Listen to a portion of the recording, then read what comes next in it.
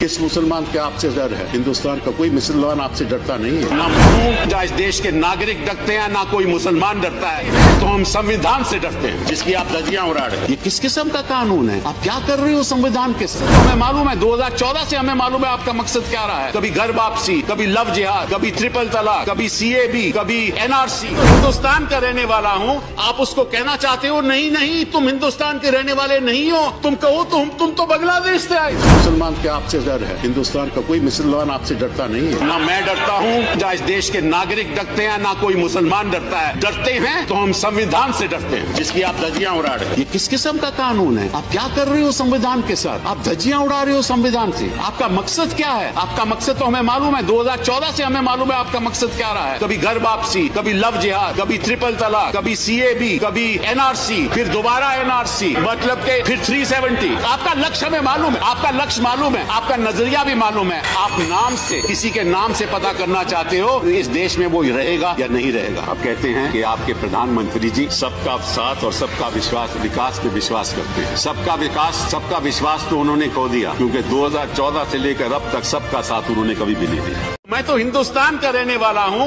आप उसको कहना चाहते हो नहीं नहीं तुम हिंदुस्तान के रहने वाले नहीं हो। तुम कहो तुम तो बांग्लादेश से आए थे, क्यों परसिक्यूट हो रहे थे, इसलिए हम आपको सिटीजनशिप देंगे। ये किस किस्म का कानून है? आप क्या कर रहे हो संविधान के साथ? आप धज्जियां उड़ा रहे हो संविधान।